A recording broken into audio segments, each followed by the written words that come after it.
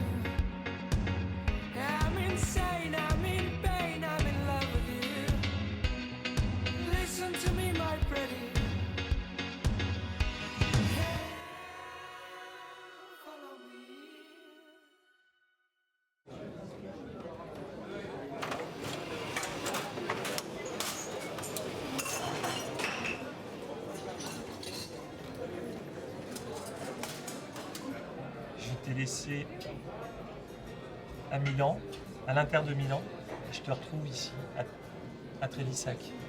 Qu'est-ce qui s'est passé? Il s'est passé énormément de choses. J'avais aucune garantie. Donc je me disais, peut-être que ma carrière, j'en ferai pas une grande si je reste à Montpellier. Je sais pas, peut-être qu'à 20 ans, ils me vireront. Tu es parti dans un grand club, Oui. et sans te manquer de respect, mais ta carrière, elle n'est pas celle que tu présageais. Ah oui, non, bien sûr. Ah non, mais je vais pas me voiler la face. Quand on vient t'appeler chez toi à 18 ans, un club comme on en parle actuellement à l'Inter de Milan, et que ton club formateur n'a aucune garantie à te donner, en te disant, mais d'accord, tu intégreras la CFA, mais tu ne viendras pas avec les pros. Mais tu étais en équipe de France cadet, junior? Non, même pas. Donc déjà, c'est un miracle. Oui, c'est un miracle. Mais après, il y a ce facteur dans le football, c'est le facteur chance. Moi, Tu as eu de la chance au début. j'ai peut-être eu de la chance au début et après j'ai eu de la malchance, c'est vrai, par la suite. Mais je pouvais pas refuser. C'était impossible à refuser. Puis certains ont dit non. Hein. Certains ont dit non. Ah oui, j'en connais pas beaucoup. Moi qui j'en refusaient. connais et je vais te le citer, c'est Karim Maïtfana. Il était approché par l'Inter. Il a refusé. Pour signer à Montpellier, dans le cas de figure, tu vois, lui il a préféré rester. Ouais, mais ça prouve qu'il a eu certainement raison parce qu'il a joué, il a été champion avec Montpellier. Oui, oui. On se fait les croisés ensemble puisqu'on se retrouve au Cerf à Saint-Raphaël. Je t'emmène avec moi dans. Moi, c'était la fin. Ouais. Mais moi, paradoxalement, tu vois, c'était le début, mais il valait mieux que ça soit au début qu'au milieu de ma carrière. Parce que j'ai eu du temps après. Bon, ma carrière n'est pas celle que j'aurais souhaité, bien sûr. Mais dans mon malheur, on va dire j'ai eu la chance, entre guillemets, que ça soit au début de ma carrière. J'ai eu le temps après de me remettre de ça. À cette époque-là, c'était par rapport aux agents, pas aux agents, c'est des histoires d'agents. Il y a beaucoup de choses dans le football. Conseil? Des conseillers. Tu as été mal conseillé? J'ai été mal conseillé et j'ai pas eu le cran de dire oui à des personnes qui sont venues me chercher. J'ai refusé des choses que j'aurais peut-être pas dû refuser. Et je sais que ma carrière, à partir de là, elle a pris un tournant. Et j'ai toujours assumé mes choix. D'accord. Mes choix de carrière, je les ai toujours assumés parce que j'ai jamais renié mon passé dans le football. C'est bien de signer dans des grands clubs quand vous êtes à 18 ans. Ce que je dis, c'est dur à refuser. Moi, je dirais toujours que je regretterai jamais d'avoir fait ça. Mais, parce qu'il y a toujours un mais dans des histoires comme ça, c'est pas facile tous les jours. Et partir très tôt, c'est un peu se brûler les ailes. Il faut le dire, j'ai pas peur de le dire parce qu'il y a un manque, t'as pas fini ta formation, il te manque beaucoup de choses pour arriver au niveau. Il y a un écart énorme entre toi et les joueurs que tu peux côtoyer. Mais j'ai été rapidement en haut avec vous et j'étais rapidement très bas, je me suis retrouvé au chômage. Je me suis retrouvé au chômage avec dans mon CV une ligne Inter de Milan contrat professionnel. Donc ça ne veut rien dire. Le football, je ne vais pas te l'apprendre, hein, mais le football c'est un business. C'est un business. Nous, là. Pourquoi qu'on s'est servi toi? Non, parce que j'ai pas dû rapporter beaucoup d'argent hein, déjà. Je vais te montrer une photo que ma mère elle m'a envoyée ce matin. Elle m'a dit tu montreras ça à Olivier. D'ailleurs je vais te montrer.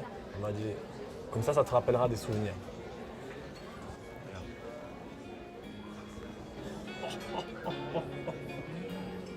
J'ai 10 kilos de moins. Hein.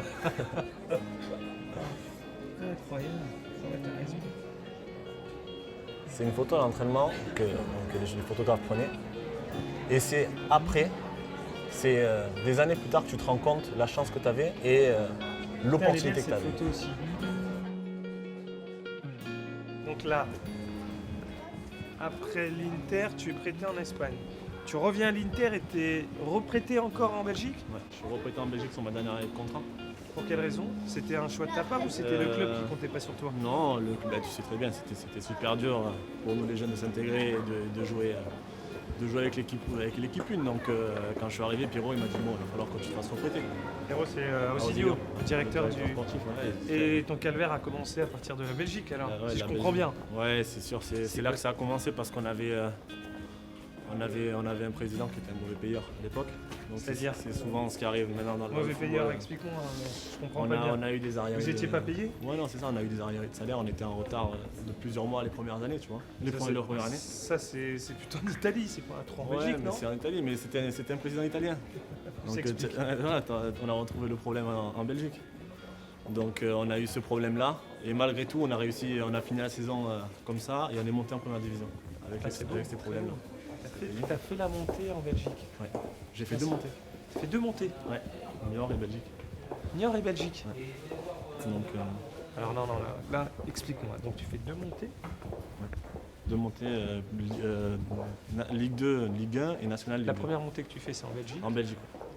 Mais tu continues en Belgique? Je continue en Belgique, ouais. Et après, la deuxième montée, c'est à Niort. Par contre, là, je continue pas à Niort. Pourquoi? Ben, ça restera un mystère, tu vois. Donc, Pour quelle je te le raison? dis, parce que j'ai jamais eu vraiment d'explication par rapport à ça, parce que j'ai joué pratiquement tous les matchs. Niort, ils sont... Ils sont en Ligue 2 actuellement. Non, ils sont... Mais toi, à ton époque? Ils sont en National, ils étaient premiers en National quand je Donc signe toi, à Niort. quand tu descends avec le club belge, Voilà, je signe à Niort après. à Niort, Donc ça se pourquoi passe. t'as pas d'autres opportunités? Non, parce que ça s'est mal fini avec mon club belge. Parce que le président voulait que je parte et les 6 derniers mois pratiquement, il m'a mis à la cave. Il voulait plus que je joue et il voulait que je parte sans prendre le moins de centimes, tu vois. Et après, dans la foulée, Luzenac m'a appelé, mais grâce à mon entraîneur de l'époque, il m'a pas gardé, mais il m'a quand même fait une bonne pub par rapport aux autres clubs, tu vois. Donc ça, c'était correct, c'est très correct de sa part. Comment il s'appelait? Pascal Gastien. Donc c'est gentil. il m'a mis dans les meilleures conditions pour que les clubs viennent taper à ma porte. C'est ce qui s'est passé et je leur remercie encore, je suis redevable, tu vois. C'est-à-dire que le football, c'est important. C'est ma vie, le football ça restera ma vie parce que c'est ce qui m'a permis de vivre jusqu'à le présent, mais qu'il n'y a pas que le football dans la vie. Et c'est peut-être grâce à ça que j'ai avancé, tu vois, dans ma carrière. Que je ne suis pas resté en me disant j'étais un joueur de l'Inter de Milan et maintenant je suis au chômage.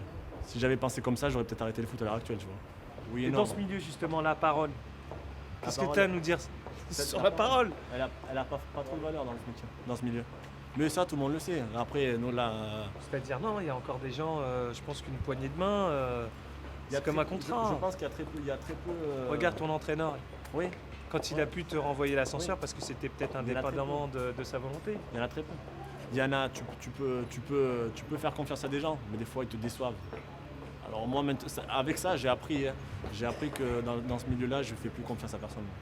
Les mots, tant que c'est pas écrit, j'en parle souvent avec mes collègues du foot.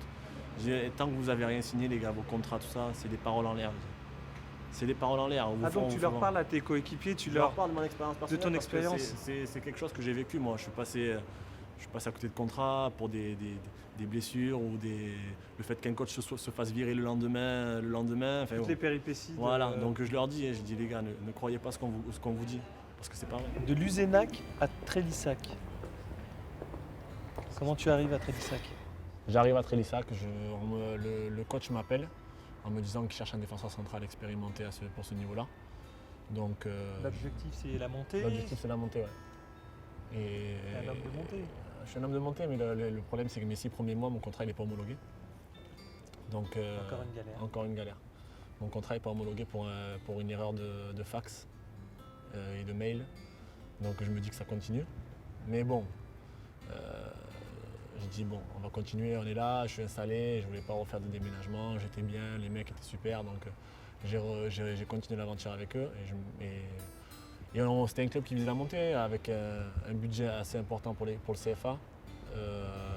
Une bonne équipe avec de très bons joueurs qui sont passés par les centres de formation, c'était important pour moi. Je ne voulais pas arriver dans une équipe où c'était des joueurs moyens, tu vas jouer une saison galère avec un maintien. Donc je voulais une équipe qui joue le haut de tableau, c'était le cas avec Trélissac.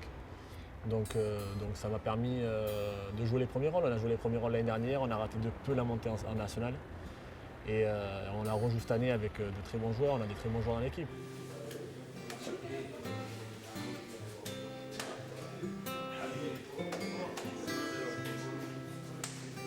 Ton souvenir de Lille quand tu marques le pénalty décisif, c'est ton choix de tirer ou on t'a désigné ou comment ça s'est passé? On m'a même pas désigné, je rentre les 2 dernières minutes. Tu es remplaçant, tu rentres. Je suis remplaçant là et je rentre et j'étais pas heureux déjà d'être sur le banc. Et il me reste 2 minutes. Il te fait rentrer pour les... Il me fait rentrer. Pour tirer le pénalty ou pour quoi? Il me fait rentrer. Je sais pour pas, assurer. Il m'a pas dit si c'était pour le pénalty ou pas, mais je pense que dans sa tête, je pense qu'il est capable de tirer. Et donc les arbitres ont demandé qui étaient les premiers tireurs, donc tout le monde a levé le bras et il restait la dernière place de tireur. C'est-à-dire le cinquième, il y a personne qui vous tient. Personne. Ouais, il faut beaucoup de courage quand même pour être le cinquième. Il faut du courage et on va dire des couilles aussi parce que c'est compliqué d'aller se présenter devant Steve Lana, c'est un super gardien d'ailleurs. Parce que c'est long quand même quand tu pars de la ligne médiane. C'est ce que j'avais dit. Au point de pénalty. Tu te sens très seul. Très seul. Tu pensais à quoi? Qu'est-ce qui te venait dans l'esprit? Sur le coup. Parce que tu donnes, c'est le pénalty qui donne la victoire. Ouais. Mais si tu rates, tu es à égalité. Hein. Si tu marques, t'es on va dire le héros entre guillemets parce que c'est toi qui as marqué. Mais si tu rates, tu peux être un peu la risée de tout le monde parce que tu te dis les mecs ils auraient pu dire encore lui regarde il est pas capable de mettre un penalty alors que regarde la carrière qu'il a pu avoir, donc c'est ça double tranchant. Donc là ça m'a souri. J'en suis conscient, hein. Je sais que j'ai eu la chance de pouvoir marquer. Ce petit clin d'œil de la vie, jouer l'Olympique de Marseille, pour toi le Marseillais. C'est un cadeau, hein. On va dire que c'est un cadeau dans une carrière. Surtout avec une importance comme un match important comme celui-là, tu n'en as pas tous les jours. Hein. Tu peux créer l'exploit avec ton club, faire parler de ton club, de ta ville. Je peux te donner un coup de pouce personnellement, pour chacun d'entre nous, ça peut me donner un coup de pouce dans notre carrière. Donc on se conserve sur une vague en ce moment et on ne va pas s'en priver. On n'est pas dans le cursus professionnel, on n'a pas des salaires mirobolants qui nous permettent de pouvoir s'arrêter après nos carrières et de dire j'ai amassé un pécule et je vivrai de ça. On sait très bien qu'à la fin de nos carrières, on ira travailler. Donc c'est une opportunité pour tout le monde de pouvoir vivre un moment exceptionnel, donc on ne va pas s'en priver. En plus, c'est ton anniversaire.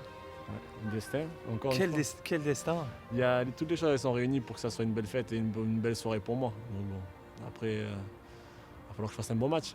On va pas faire le match on va pas le jouer avant le coup de sifflet. Mais c'est vrai que ça va être un moment important pour moi. Tu crois que c'est une revanche de la vie? Moi, je crois au destin, moi. Je crois au destin. Donc, je pense que... Ton destin, c'était de tirer le cinquième penalty pour jouer contre l'OM.